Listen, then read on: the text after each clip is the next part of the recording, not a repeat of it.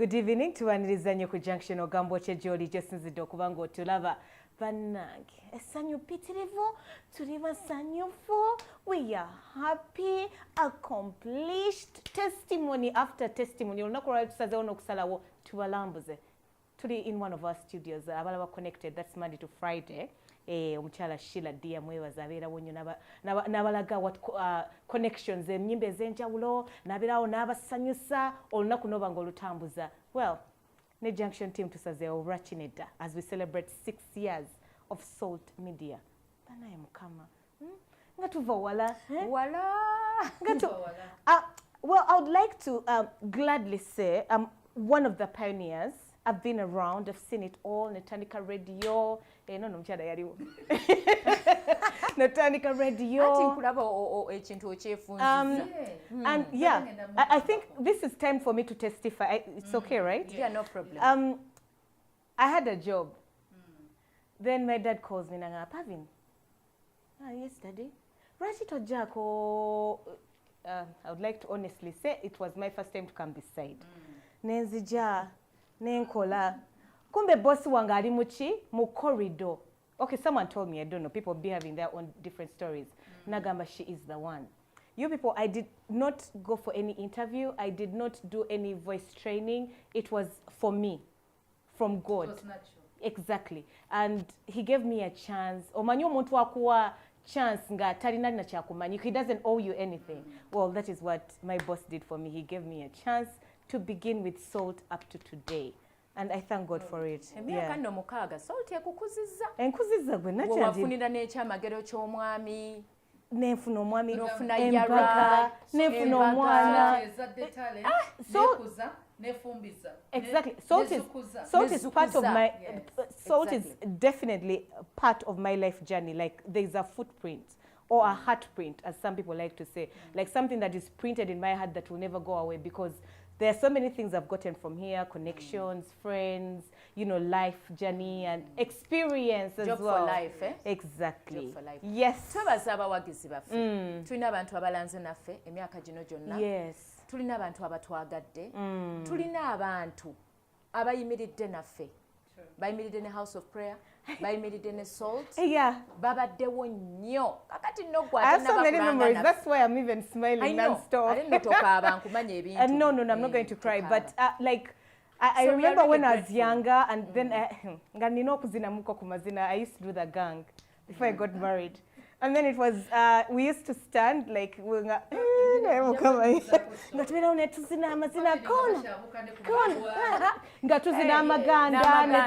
Netukola Sacres, music. Oh God, the gang shell. It's been quite a journey. Right now, I can still do it, but a lot of my body parts will be moving. So you'd rather not? I would rather not. You'd rather not? Yes. 6 years. Well, we do appreciate. Nyabo Mchala, our music manager, how far? Because you never go wrong with music. I actually envy you. I thank God. How do you do this? My best ever day bantu meeting people. Zena just gonna get na kumpeo. Then ngidola baba sajja manje we recruiting. There were so many men. Yes. No. Then try to get. By the way, Pavino could joining us Salt Media. Charlie Chakatonda. Yeah, it was good. No one had thought that Pavin was going to be in the Sanyuri. Or even manage. I remember one of the recruiting people. But anyway, one of the recruiting people said, I do not want you to think because your father is Senkubuge that it's going to be obvious. And my, you know, yeah, to my face. I went in the corridor and said, but now what have I done? I'm going to be watching you.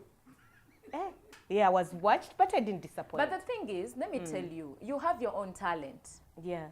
It may be genetic, but you had your own self to prove your worth. So kuyatandika twaliwo abawala basatu Pavin and Justin. Justin. Nga mmwe bimuli bya Salt. Nga mmwe bimuli bya Salt. Yes. And Sheila, was Sheila there? Sheila there? No, she wasn't. What? The first 3 women was Nabule, Sue and Pavin. Junction awo nejja bweti ng'ewaguza Junction nejja. neyingirawo Later, yeah. much later. Yes, Junction eryoka ejja. So 6 6 year years. journey mulimu Junction. Ndoza Junction ebaddewo, isn't it coming to 3 years? 3 years. Yeah. 3 years producer myaka emeka. Tukwasaganyiza amaka, tukwasaganyiza obufumbo, tuyambyeko ku parenting tips, business, sente. By the way, let me tell you, abantu abamu balowooza tubeerawo mu kukaayana bukaayanye, but actually abantu bawona obujulizi tubufuna. Yes, ate twogerako ezo topics abantu zabatya okwogerako. Ennaku zino tetukyalina basenga babuulirira baana. Kaakati awo Junction yafuuka senga, Junction yafuuka taata, Junction yafuuka maama. So munzikirize. Junction, I want to thank you, Auntie Sue.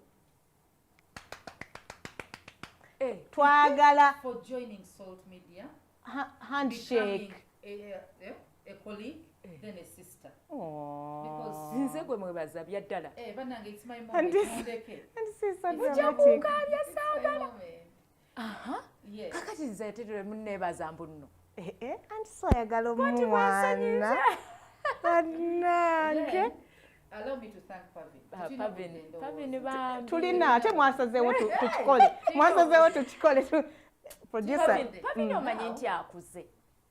Banange, it's my moment. You're Look at Auntie so iponze nene nsonyi temwandimpanidde ku I have TV. a history. I have a story to tell. Salt Media, 6 years. But away from Salt Media is part of my life. Naye me being part of Salt, mulimu ebintu bingi. So these two women have been part of my life. Wadenga twa meeting ya Salt Media. Salt Media yatugatta. Yes. Pavin, thank you. Byogere byonna.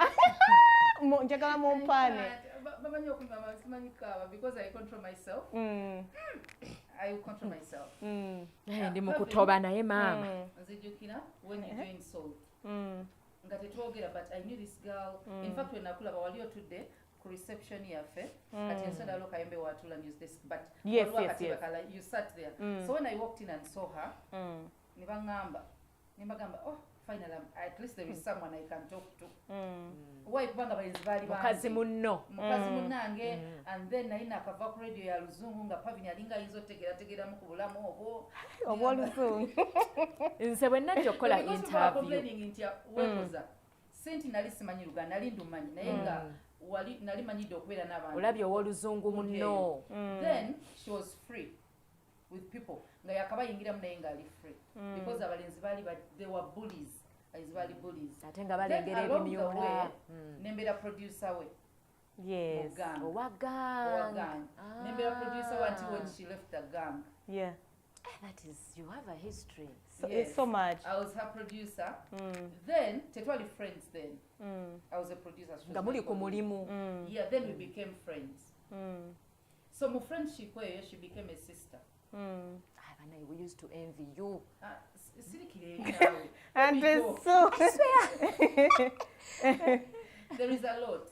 Maybe just sobola byogera ku mpewo, but there are moments in my life since Jukina. Ngandi ku Salt. Waliwo ebintu detwayitamu. There is a moment when everyone didn't want to be on my side, didn't want to be my friend. So Pavin was there. And other people, but right now to Junction. Yeah. So so Pavin was there for me. I want to thank you. Oh, you're so sweet. For loving Salt. I do, meanwhile. That's Salt I know. Loving Salt, then loving the person called Susan. Yeah, I do. So Makula. I do. Thank you so much.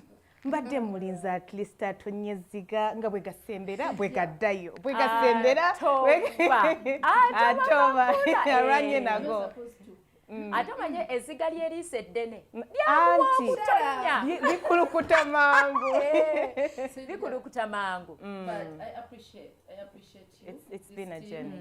I appreciate our producer Soko Joe alitokuba ekikalu. This is our moment. Salt Media 6 years. Obadde tokuba ekikalu tetukubira camera. Essence is za producer basinga temulabangako. Yes, sawa. The time. Yeah. The guy behind. Marketers, promoters, everything. Gojeko production, ali behind the camera. Kati omaloba producer, naliko producer wa Pavin, never simanyi ku editinga, simanyi ku ata camera. Apart from working with a team. No, you've actually spoken of all that journey, but what you didn't know is we have been with him still. Exactly. Yaliwo mu gang, nali producer ngai camera person wa gang, yali editor wa gang. Then Spotted. then spotted. Maybe Ngaba Junction bwetandika, yali assistant producer. Then yali producer we avao. Nafuka producer. Yes. Yali camera person wa fe, yali editor wa Junction. So buli kafaananyi kemulaba obuntu obupyawo waliwo abantu bwe bangamba nti neyerusa what had happened essence tokaaba ezziga ly'omusajja libawala naye bambi atutobedde tukwebaza mukwano mwebaza nnyo mwebale kubanga tuvudde ffenna. It's been nice. tukikubye Junction kyemanyira batwagala abantu baliyo basima busimu It's been nice. It's really been nice.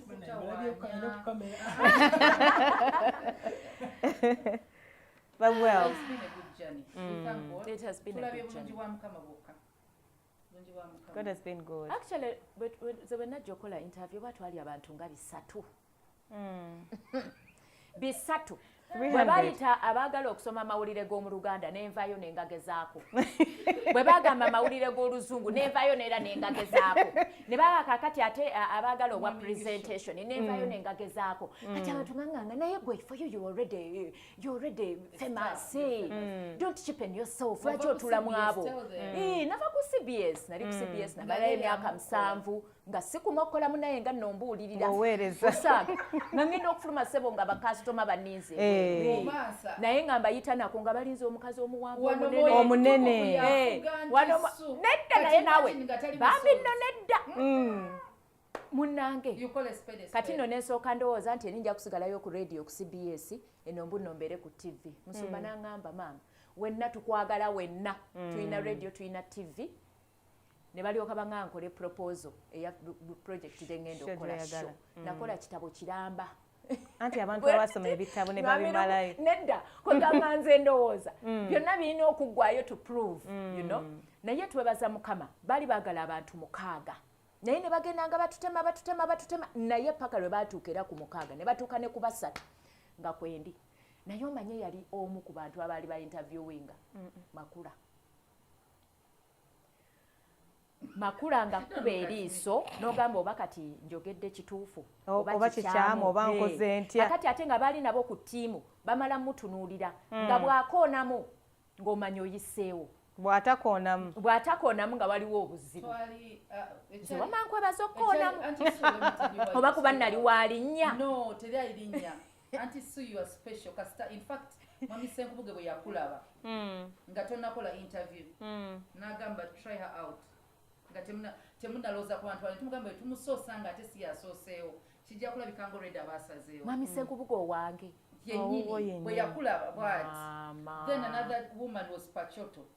I think that was the same time. Yes. Anti twajja twambadde bulungi nga ng'ogyeko decency anti si yalabikirawo nga tuli bawo mu anti bwe bati mu compound wamma because interview abantu abasinga she was greeting everyone bagenda kutuula bayikuyimirirawo tukole interview when we sat abantu bali buli omu atambula bibye ono agenda mu toyo so already SPD nga yatubriefinze nti musome empisa zaabwe engagye bayisa n'abantu this is a family the teamwork yes and you're greeting everyone anti so nalumanya ne salumanya nga nino oli bulungi mukwano watambulideka amusana kyakukwacha bannange tulinnya boda kakati interview yagitata sure you can meet there guy saying oh lord this is when I'm getting to know that yes. So when you spoke were confirming just yali stamp ekyo kituwa ekyokuyiga bw'ogeze ku interview weeyisa otya how to carry yourself a brother of mine yali akola okwembasi mu security nagamba interview yaabwe etandikira wabweru wangi ojja wagigudde ekikalu ku gate nga tannagiyingira interview nga agigudde dda ekitegeeza olina okuva eno ng'oli smart weetegeke nga bw'oyagala to be presented omulimu ojja kutambula ng'otuuke ng'awo so that means you're representing the company badly yes kati kamera zibeereyo emabega nga zikukwata kibeere kyakulabirako bannange I never regret having working with Salt whereby I speak about my Jesus without anybody stopping me whereby kati olabanga sheno ngeya the junction erina engeri gye tutaddemu n'obwongo ne bubeera nga bwongera okubeera obwogi kubanga abantu betuwa information ebintu bino byaddala babitwala waliwo gy'okutwala ekyamakulu akigezese kimukolere wabeewo atwala ekya pavini nga ye kimukoledde nga n'obujulizi agenda bbuwa you know we have a Facebook page kaakati nange antisu nazzi kuno nange nenyingirawo nange ne wabeerawo ate nga kwegamba omunnyo wano by the way bwe tuba twogedde ekintu ekiringa ng'ekyobuwemu tekiba kya buwemu tubanga abajjayo ensonga eno kubanga buli omu yenna bw'anaatya okwogera ku nsonga zino mu kintu kye bayita okujjanjaba tekiri mu medical kyokka bw'oba ojjanjaba gendera abasawo they will call a spade a spade omuntu akweka obulwadde n'atabogerako kati gwajjanjaba olina okuyogeranga bwe kiri kino ekitundu bwe kinebwe kiki ekikuluma so tukyogeranga bwe kiri siriimu wano yagenda n'aluma abantu ebiseera ebyo nga bamanyi ebitongole bino byamanyanga ogenda mu kyalo nga bagenda kulaga abantu bwe bakozesa obupiira bukalimpitawa kaakati nga bagenda no basooka nga genda na mu bogoya like bogoya eryenvu kaakati nga bakwata akapiira ne bakasumulula ne bagaa kaakati bw'oba ogenda okwegatta ne mukyalawo kwata akapiira kano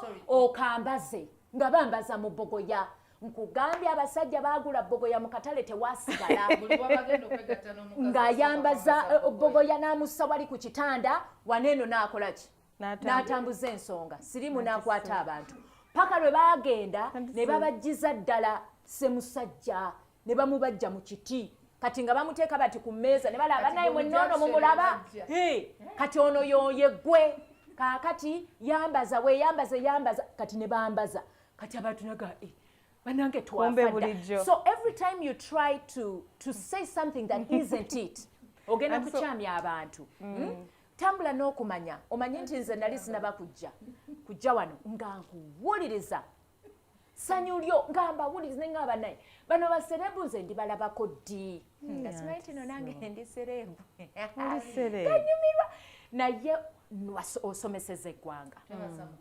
osomeseza eggwanga so twebaza ne ba viewers baffe aba junction aba salt media abawagizi yonna mwebale abatubulira ebirungi n'abatubulira ebibi ne n'abatuvuma mutwongera maanyi ate nze kyenjagala kuvuma baba kwebali kyekitegeeza kyekisinga obukulu okusinga lw'onoosirikira eyo ate bayirayo n'okubeerako n'otabaako kyoweereza I cannot regulate era tulinayo akali special katupiki akali special olwaleero katuwe akatuwe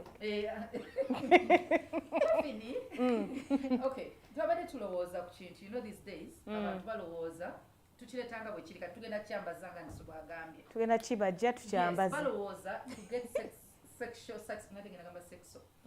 satisfaction from a woman omukazi alina okuba nalabyeko nabadde nina wendi nga abantu balanga waliwo yabadde alanga ng'alanga eddagala mukulanga eddagala yalanze ekintu ng'agamba tukuwa bagiyita batya waterfall mu Luganda waterfall egundi ekiyita batya ekiyiriro oba waterfall ye yagambye muffe tetukuwa buwi mazzi tukuwa waterfall then ng'ayogera ennyanja ebimba naye maama nti ogenda osanyusa ebbaawo then mukala era mu ebyo yabadde ayogera nga batambula mabe batambuza eddagala n'agamba omusajja lekerawo okwekwasa nti simanyi amazzi bw'omala okunaaba simanyi ng'okogga simanyi bw'oba ebbugumu lingi nga wali okogga toddamu byekwasa tulina eddala erigeze mukazi wo osobola okuba nga omusanyusa kiringa nti ensi ezze erina kyereese satisfaction ngeri best ku bintu bibiri omukazi bamudefinize fountain is that it n'omwami ne bamuwa size I kind of think that it should go way beyond kubanga first and foremost emirundi egisinga obungi ensonga olw'okuba nti abaami balaze nnyo nti baagala nnyo kiyira mugga kiyira abasinga era emirundi egisinga bwe mubanga muli mu mbeera eyo wanze I interact with a number of people na omukyala n'afuuwa amazzi emirundi egisinga omwami asanyuka era bw'abaawo n'ekyapa awo mangu nnyo akisayiningira omukazi oyo naye njagala nnyo omusajja weebuuze ddala ago mazzi ga ssanyu oba nkali oba agaguze buguzi kubanga the thing is emirundi egisinga abakyala bwe bamanya nti abaami baagala nnyo abakyala ab'obubina ne bagenda ne babugula mu dduuka basobole okusanyusa n'abaami bwe bategeera exactly n'abaami bwe bategeera nti abakyala baagala nnyo sayizi eyitiridde era n'ebaayo abaaleeta ebisobola okwongera ku sayizi naye kaakati njagala let us go beyond our bodies obwongo kubanga ekintu ky'okwegatta kiva mu bwongo first of all kintu kiwoomu katonda yakitonda nyini bwe tugenda okuba nga tutandikira topic ndowooza ogitegedde does sexual satisfaction come from the size or the kiyira the amount of water you have kumunyoto vao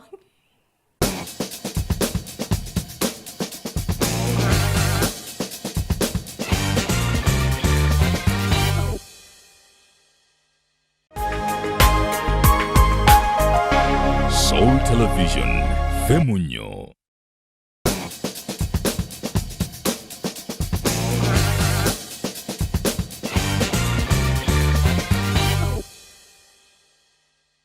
tukyagenda mu maaso okyali ku junction tukwebaza yonna gy'oli gy'osinzidde okuba nga otulaba happy birthday Salt bingi nnyo betutuuseeko yes we thank God our topic of discussion twebuuza sexual satisfaction does it come from your size or how much water you have in you can release sexually or at the climax or during obwongo bufunze nnyo mu bantu okusookera ddala obwongo bwo buli luddawa wakati mu kino kuba oyinza okufuuwa amazzi nga n'omuntu tomwagala ng'obwongo bwo tebuli noono ofuuwa amazzi bakuwe wallet nga kyotunuulidde ate n'ekirala oyinza okubeera n'omwami nga sayizi yeeyo naye ye mwami agwanidde okubeera naawe mu kikolwa kino ekirala oli naani gwe weegasse naye kubanga mukola ekikolwa ekivaamu obuvunaanyizibwa nga be baana kakati mba nsaba nti kisukke ku nnyanja kiyira kisukke ku sayizi ecupa ya bbiya sayizi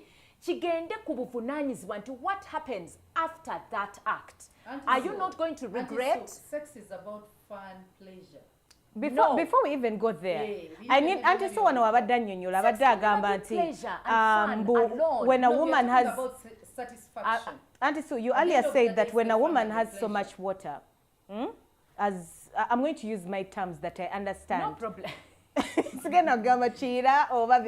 But usually what they say when a woman has so much water and she releases a lot of it when she's climaxing, it's what society has marked as what total pleasure is. So it has messed with our men's egos. That if you do not do that, they feel like they have failed. Yeah, even the woman. Even the woman's esteem. Now, they are both working so hard to achieve what someone achieved. And I need people to know, before, before you even enter the bed, you have already made me, you have already satisfied me. I think sex is beyond the actual action of being in bed. By the fact that the actual action of exchanging private parts. Okay, not exchanging, but putting them together. Putting them together. Now, how was my day? How did you treat me when you came back home? Thank you very much. How am I going to lubricate myself if you've been mean to me the whole entire time? I tell you, you lubricate yourself. Okay, you're supposed to help. You lubricate. Yes, you're supposed to play. You people, sex goes beyond body parts. It does. It's in the mind. True. Let me tell you, no matter how small you are as a man, as long if as you your know. day was good, if you have the money that you are looking for, if you have whatever you went out to town to achieve that day, you'll be happy sexually. You will satisfy your woman. Because now we can ojja kuba muri owera. Ogenda kuwera di ng'omusajja no matter how your size is nga tonnasasula yaka. Tonnasasula school fees abaana ba P7 ababazeeyo as for wali waka. You can't. Even the woman herself, she's not there in the mind. You can see her breasts are out there, her private parts are out there. She's doing what she's required to do. And let me tell you, that she's happy to do it. so many women force those orgasms, and that's why we are they fake them. Yeah. And that's why they're actually buying it, because embeera tetukkiriza okukituukako naturally. Tetukkiriza abasajja tebakyatusanyusizaako ddala outside the bedroom. N'abakyala exactly. No, omwami n'akomawo nga he had a very good day n'omutunako n'ogamba osinika ky'amannyo. In your mind you do not want. Wali abaami n'abakyala mutaka kasita tasituka ne bw'osaddako enjiibwa omukyala nno waakiri ekkubo terijja kuziba era oli bwe baba basazeewo wadde ayagala wadde tayagala ajja kuyitawo omukazi oba ya musajja building of buildings ojja ogitandika emisana nga tetunnasinkana havin kyayogedde nti bwe mba nina pressure ya rent eya school fees wanvumye ku makyanga ogenda okukola teweetonze n'okomawo obukomi nga weesesa tekubeera kwesesa bambi abagezaako n'osuubira kati kankulage kino n'osuubira satisfaction eyange because it's two way gwe nsobola ogikuwa katonda yatutonda abakazi nga nsobola okwebakawo n'ofuna kyoyagala you get yours and you go naye response yo tajja gifuna response yange tagenda gifuna nange sigenda kubeera satisfied mu kikolwa ekyo ekyokulala togenda funa what they call a fountain and people are different. People are so different. Bodies are different. Fantasies are different. Kanyumira nnyo ku bodies. Waliwo ebintu nga abantu nga yeetaaga okikola nga omubiri gwe gugenda kikola naturally. Those are women who are hydrated ne mu jeans ne katonda engeri yatutonda twawukana. Kati obwenzi buleesa ekizibu kyekisooka. Nedda nga tonaba nakugenda maaso nkusala ekirimi. Being children in trousers, boys in pampers, in trousers, because they sit down and start discussing their wives' stroke girlfriends. And that's where they get from their ideas into one alibwati, no wanga alibwati. Now that's exactly my point. So now they start looking for what they had the other side in someone else.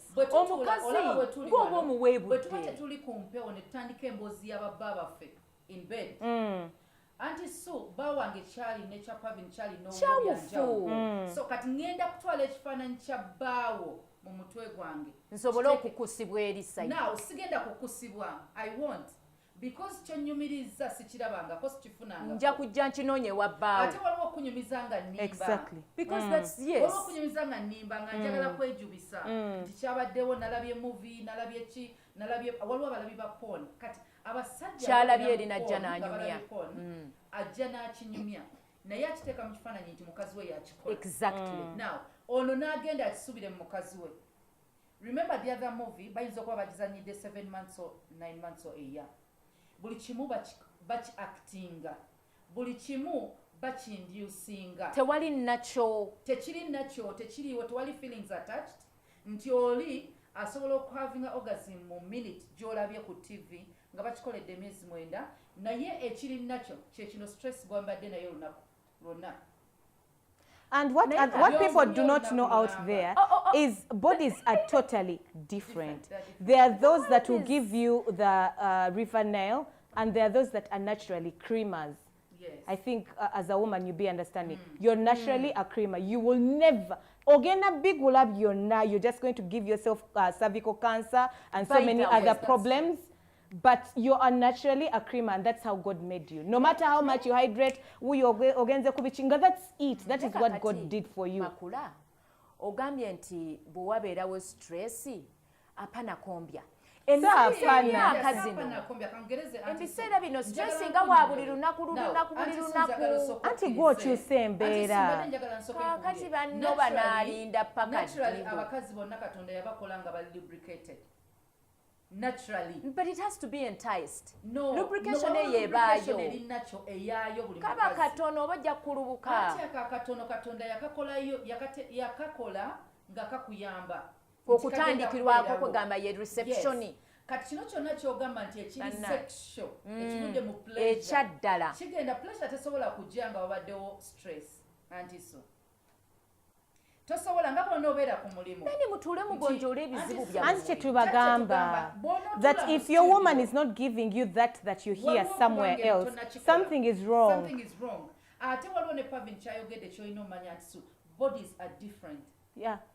Kati ekizibu satisfaction esooka yeyokubanga waliwo omwana omulenzi ali mu mpale eyawasa noveeri byowulidde byonna nojja n'obigamba mukazi wo n'obigamba siki kati waliwo ekikomo kati n'obigamba nno si kale kuba mukiteesaako kati naye nojja n'obimukola nga tamanyi na kigenda mu maaso n'apanikinga n'atya omubiri ne gweggala omubiri ne gweggalirawo kubanga takirabanga nako mu bulamu bwe tamanyi ne bwe bakikola tamanyi because kirina kujja natural or n'alowooza yakijjeewa. Did someone do it to him?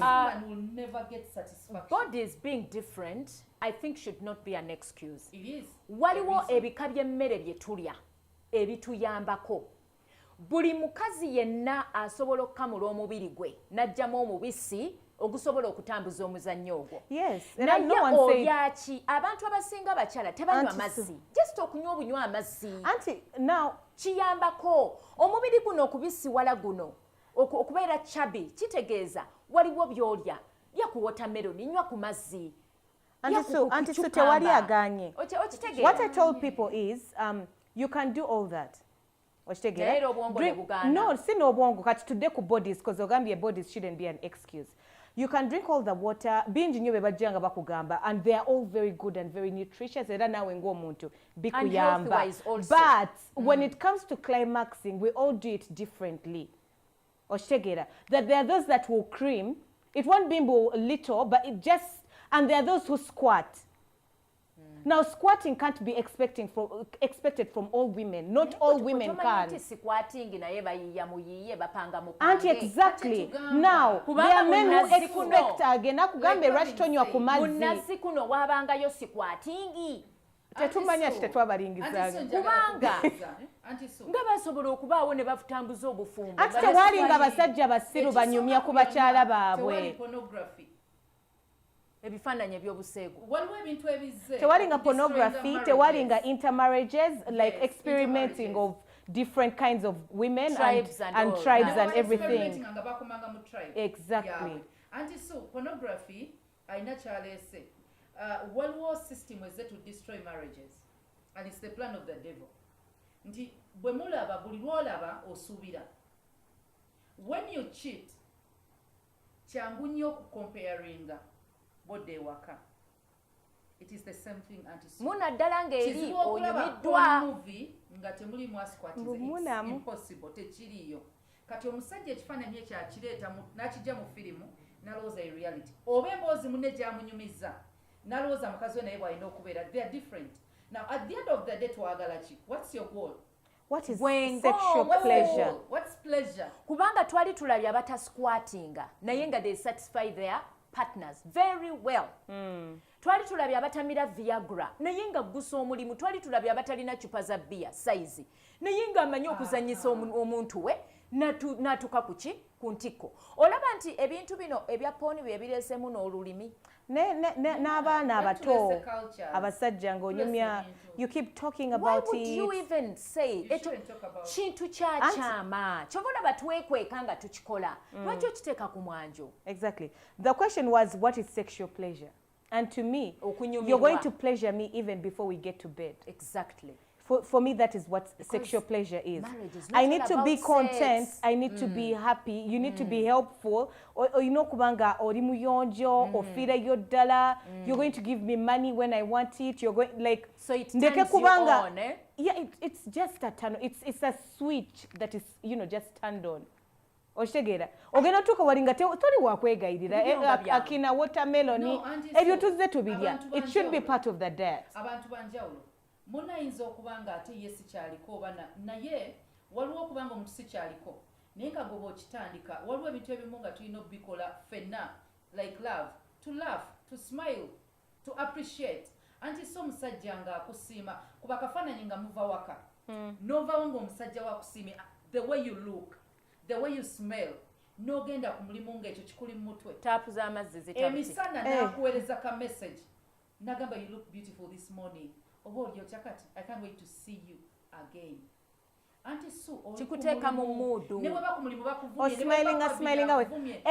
Ebyo byamakulu ebya message. Nze njagala ka message ngakakola tutu you have received. Olyango obulamu bukomye. Naye mwana muwala. Tutu your account has been 2 million shillings. Olyango oyagala wewaka. Obulinye boda. Obuddukewo misinde. Well, you by the way, Auntie Sue, just out of the blue ngalaba oli mu struggle nagamba kankutasa financial needs netusasira bami bafo butabagamba kubanga tubamanya abamwe because nyizo kwa nakusali ejo nenzikozesa nga even today I want imagine this surprise nga mchala mu kiseera wano mu covid omuchala abayina ebyetaago naye abamanyi pressures olina nti olina school fees olina kino bami n'atabigamba naye ka surprise ako nga sisuubira kasente era omubiri gw'omukazi gukyuka ne tujja n'enzira ewaka Auntie Sue nga obanze nkusoosa oba gonsoose waka yes obadde n'ebizibu naye n'otandikira ku nze nopa attention n'otagiwa TV notuka waka n'otandika okunyiriza ate kumawulire na laptop Auntie Sue ebirowoozo bye n'otabisa ku bintu ebinnemye okukola nti osanzewo ekikopo ku mmeeza wadde tekirina kubeerawo naye n'omusajja anonooza ebikopo by'oku mmeeza like what's wrong Ego, that's your ego. That's how you start failing. You've started failing at your performance from the sitting room. From the sitting room, on nemeseza. It's a turn off. Yeah, it's a turn off. Then, whoever told men that satisfaction and sex is just penetration. All the power you used to thrust. All the power, the energy that you no gain and not energy drinks.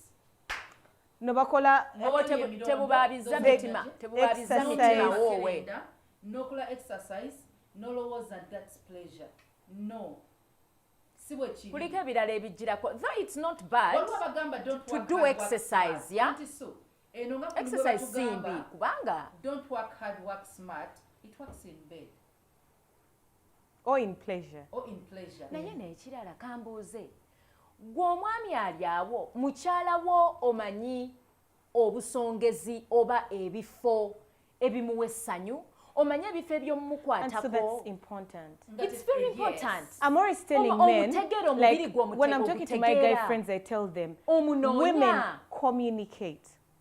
Once you touch where she likes to be touched, they will respond. The lubrication will be more. Automatically, whatever is going on, even the sound, like you will know that this is exactly what she wants. Now she's showing you that I want this, but because your friends told you that when you do this she's going to enjoy more, you move on to doing something else. Women's bodies are different. What pleasures Auntie Sue or Makula will not pleasure me. You're there onkola ebintu bya star ni bya stategera. You're making me do weird things. Naturally, I'm going to be turned off. It's a communicating game, yeah? Yes. You talk, you discuss, yes. And if I tell you, means stop. Someone told me it is sweeter when lights off. And so yaba yagana kulaba.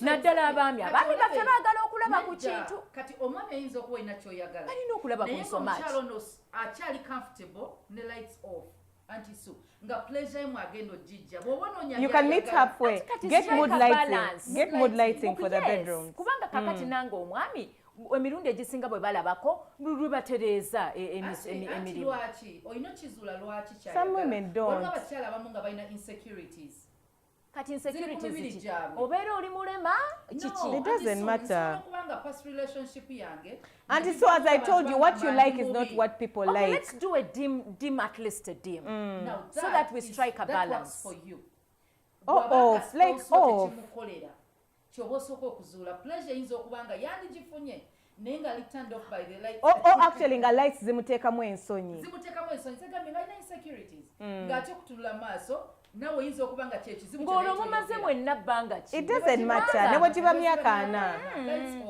nze nteesa nti do whatever you like mubeera nga mwemanyidde if it is the first time it's understandable mukyeyiga exactly because someone is going to tell you spice up your relationship you go to your husband's office and you take off your clothes nga for him he's not that kind of person. He actually looks at you as mad.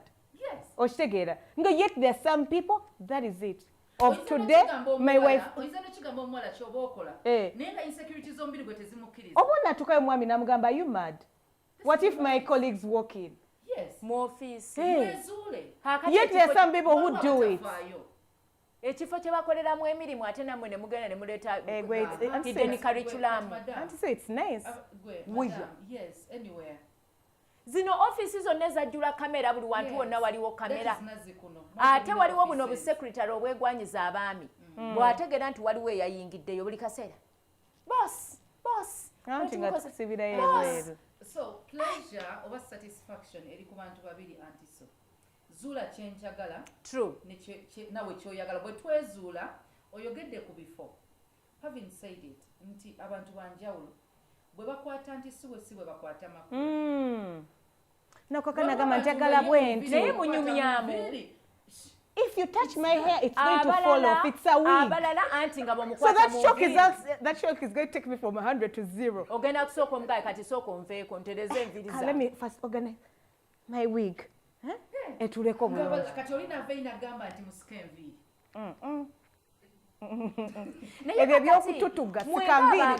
First get consent. mwenga baagalana nze nteesa nti ne What we hear from different... mwogere discuss with each other You don't even have to sit on a round table. I've told you, women communicate once you do what they like. Even men. Anti so. Even men. Omukyala bw'onomukwata the sound the gestures zijja kuba. Wawuliranga there is no sound coming. Even you know I'm doing nothing. ate katonda abaami yabawa omwami ne bw'oba tomukutteeko ye abeera present akati abakyala bano ne balowooza nti olw'okuba omwami ye waatuukira abeera present ye teyeetaaga ngalo zo kumukwatako Ng'apapaya anti otulo tumuluma aludde mu jam. nedda kakati nedda n'abaami bano bw'aba akukwatako ng'akunoonya nawe mukwateko omunoonye Don't grab, touch. wadde nga abeera already ali present And don't bite people. You people, let me tell you. Tulekerawo okoppereza obuyisayisa. Daga epon ayotonya abantu. Okyali ku junction tukyagendera ddala maaso twebuuza what is sexual pleasure. Our topic of discussion today. Toval.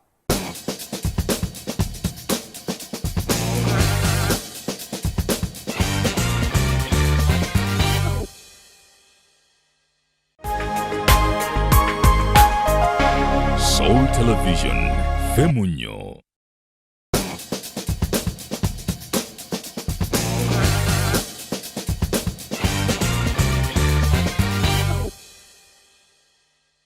Take it to our Facebook page. Let us know. That is The Junction, Soul Television.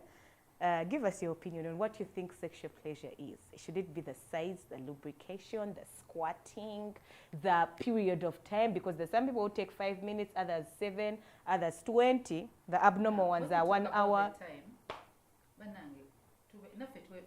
Twebereremu. Twebereremu 1 minute, what are you doing? Nakumalira obudde. Bambi, 1 minute, be patient. Ayinza okubeera ng'omwami yatravelinga ng'abadde amaze emyezi ng'ena nga takiika ako akasooka kamulekere omwami akagira era bw'akuga sonyiwa kampuluseeko nno si bwe ntera okubeera omanyi bamanyi okutolotoma n'akwata babiteero byazze bubi nze njagala nnyo omuntu abeere open. Be open, man. Of course, it's your friend. Firimu esooka ewedde mangu naye kankulinde mu party 2 naye akati ate party 2 gwoze mu kufuluuta weebase nzondese wano obadde wakatandika okuteekamu soketi mu amasanyalaze ne gagenda kakati naawe ng'omwami faayo olabe munno mu budde budde olabe kati jjukira omukyalo wamuteeseteese bw'ona omulinda naawola n'addayo okumuleeta okumukomyawo bw'oli abasajja tebalina omumanya nti n'abakamazi aganyogo ng'odde mangu bino byetugambye emisana manya muno byayagala obikole weereza ka mobile money mu buliri because abakyala tulwawo okuteekateekebwa kituufu ate n'omwami bw'ajja talowooza nti alina okuteekateeka mulaba obudde bwe tutwala ku dining nga tonasavinga na mmere omuntu n'asooka atereza kano n'atereza kali n'atereza kali ogenda okulya nga buli kimu ki tewali kwemulugunya kitegeeza n'aba. You know, I was reading somewhere. Teeka bakyala ndooza muba temubaagala bulungi obanga amufudde malaaya kimanyi nti kubanga malaaya taba wakuteekateeka abakyala baabalwawo. You know you're a 1 minute guy. Sagala kwogera ku basajja nti atravelinze akoze kyabadde excited. Now, obobo chimanyi nti oli less than olina ekizibu ekyo. Medically it is less than 4 minutes. Weziba manya it's more than 4 minutes and not more than 30 minutes. It's not a horse. So muyinza okumala less than 30 4 minutes nga mugenda mukyusa Anti so position less than 4 tekirina minutes, buzibu ne waliwo awo ekikyamu. ewera.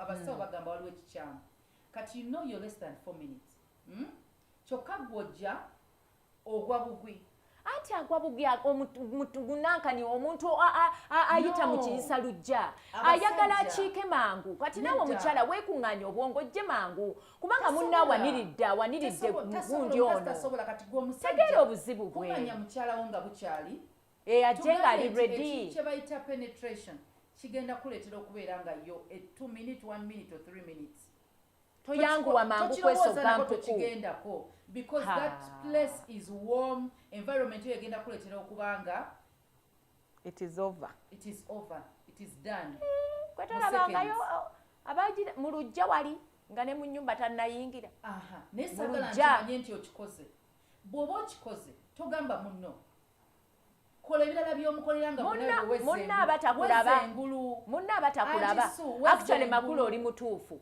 waakiri mwanguyo okumubudaabuda kubanga ne munna abakulabye nti bw'oba okikoze nankanyegize tomusuubira gwe oba wezza engulu kubanga bw'onogamba nti mpaamu obudde enzira engulu omukazi ono kakitegeeza omuzizaayo back to zero mba nkyakola kyekyo tuba tukyali kuba gukyali it is a problem bwe kiba medical ogenda mu ddwaliro naye munno omugambe ndowooza waliwo ekizibu ogende mu ddwaliro babayambe kati ekizibu lwaki tokiŋŋamba nga you have an ejaculation problem yes and a lot of masturbation gwena sex dysfunction your muscles are loose gye bagamba ennyo eri ku basajja be bano abantu abamanyiranga bamuyita batya ono wekwebba like in school nga wabikola nnyo oba outside school nga wamanyira okubangamu ebukwikis nga wekwekaye 1 minute it's done baleke basanga kati obwongo bukimanyiira ne bugenderayo very true just as it kati ogenda otuuka mu marriage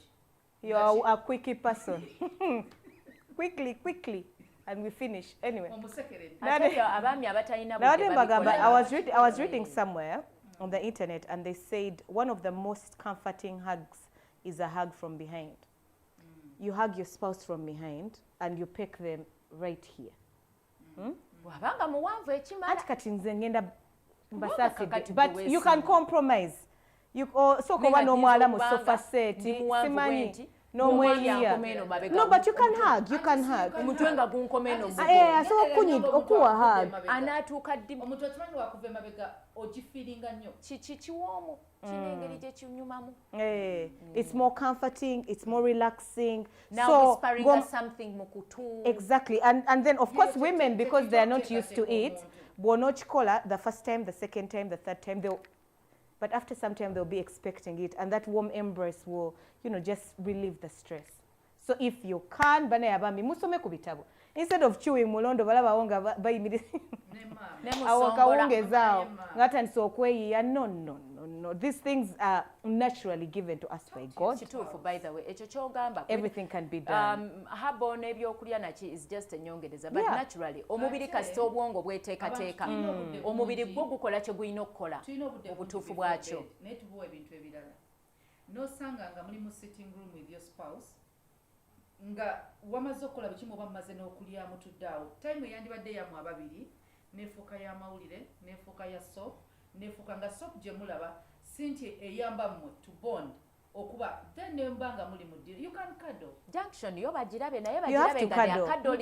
You have to cuddle. mutuule babiri You have to cuddle, and then what men also need to understand is that some type of women are not cuddling women, and it's okay.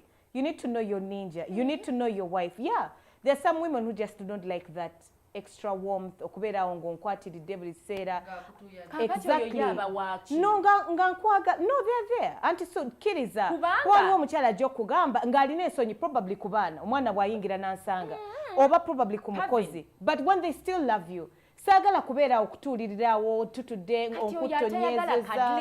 Omuzannyo tugenda gukola gutya nga tutandikira ku cuddling. It's sex. Do you cuddle? Do you be there cuddling or spooning? Because that's where we begin from. Touching and cuddling and hugging and kissing. There is no cuddling so in if you sex. really do not want it, then what is it? There is no cuddling in sex. There is action and doing whatever you're supposed to but be I done. thought action is cuddling. No. Yes. And sex is different from cuddling. You for cuddling is spooning. You sit in the sofa set, your man is seated there, you come and sit with him, probably maybe say over, his hands are around you. There are some women who just do not like that. Tunagikolera mbuliri. Nakikunyonyodde walinga wabadde okayanira ettala nti gw'ojagalako waliwo atajagalako. Waliwo ayagala cuddling, waliwo ayagala PDA, waliwo atajagala nga they love each other. Netagenda kujjawo to give you a peck or to put the hand around. No, mu time y'omuzannyo, of course. We both want this. We are mature people. It comes. I need you to open your mind, broaden your mind. We all want different things. The time you spend before you get to bed. Naye omanyi nti awaka bwe watabaawo baana from cuddling kisobola okuggweeraawo. Tekiina buzibu. Olina okumanya kiki enjagala, because now you could be wanting the cuddling, yet it's my turn off. Ngamberawo mpanikinga ani ajja ani ayingirawo. I'm not relaxed or I'm not comfortable. Manya omuntu wo si kiki bakugambye. No Auntie Sue, tuleke kugamba abantu kiki kyeyina kubeera. Buli muntu abeere kyasobola okubeera for their spouse. Ekyo nkikkiriza. Bw'oŋŋamba nti omukyala ayinza okuba is not the cuddling type ng'aba atidde kubasanga, ekyo nkitegeera. Kitegeeza nti abeera of cuddling type gwe bawo bw'anakitegeera tuleke abakyala b'abalala n'abaami b'abalala. Now, you are the problem that we are finding in society. You are the problem we are finding in society because you're trademarking what pleasure should be. Muntandikwa tuzze tugamba abantu that pleasure is up to you and your spouse. Kati gw'okungamba that we're cuddling omwami sijja kwebaka naye, that's just not who I am. Mwamugamba nti abaami babafubitikira, babafubutuka ne babeesogga nga tebabateeseteese. Auntie Sue, you can romance without cuddling or spooning. I don't want us to go into a blue movie okutandika okunarratingira abantu. Are we going to put PG-18? You can do that without the cuddle. Instead of coming here and we start telling people that for you to sexually turn on your man, it has to be like this. No. Let them discover themselves. They discover themselves and each of them should know what they really want. What makes them feel good. Nti waliwo abamu nga ttaala yeemuganya okuba 180 bulijjo gy'oyagala. Gwe gigyeko olabe. There are those people. Instead of society coming out and saying nti omukyala wo bw'aba akugirako ettaala takwagala, omukyala wo bw'aba takodolinze naawe tekitambula bulungi, omukyala wo bw'aba tasikwatinze. Anti marriage y'abantu babiri ab'enjawulo abaagala ebyenjawulo. So let them, not us. Auntie, when you discover each other, buli omu aleme kusigala eri mu kyayagala. Exactly. Strike a balance. Jangu nange nzije. Meet halfway. And I told you already, in romancing and sex, you don't have to cuddle to do it. Sisagala tutandika tent now, this is how they have sex and this is how they cuddle. You know that.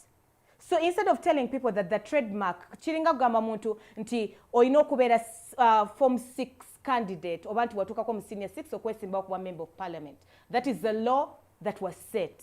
There is no law in sex. Discover and love yourselves and know what the woman wants. Bw'abanga ttaala bulijjo yeemuggyako ensonyi giseeko. Bw'abanga omukyala bulijjo ayagala ttaala gimutereko ogezeeko. Bw'agamba no sweetie don't. There is no law in sex.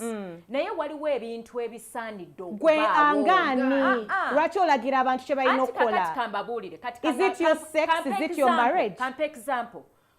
For sex to take place, there has to be a man and a woman. Okay? Okitegeera kati ekyo kisaanyizo kirina okubaawo. For sex to take place between the two people, there has to be lubrication. There has to be a hard-on. Kakati bw'ogamba nti no, tekyetaagisa tebirina kubaawo. No, ani agambye tekyetaagisa. I'm talking about cuddling in the sitting room. Simanyi bw'okigyeyo kukiteeka eno. Tumuteeke wabbali. Yeah, that's what I'm telling you. And Auntie Sue tulekerawo tegeerera abantu. Nze si kutegeerera abantu. That's what you're doing. Naye waliwo ebitandikirwako. Tulekerawo tegeerera abantu. Omuzannyo gwo okutambula. Auntie Sue, kissing could be what turns you on. Kissing my neck could be what turns me on. Touching my nipples could be what turns me on. We are all totally different. Tuleke bagamba nti mudiro twekwate bwe tuti no. Noseka busesi. We are different. Let society learn today that we are different women and men. Ngani, lwaki okkiriza ngani? Ekyo kyo tekiriiko ngani. Ekikirizibwa is the penetration to be penetrated in the right hole. Aside from that, the rest can be done any other way. Penetrate in the right place that is not lubricated. Waliwo ebitandikirwako. And different ebitandikirwako byanjawulo ku buli mukyala. Nti tugenda kusamba football golo weziri. Ku buli mukyala tuyina Messi omupiira gusamba mu ngeri yanjawulo ku Neymar ne ku Ronaldo. They all have different tactics. Yes, the different tactics okuteba gole ino kubaawo. Mulina okuyiga nti simwe mutusalirawo how we romance our husbands or our wives. Osobola okukiriza nti waliyo omuntu asobola okufuna satisfaction nga tapenetrating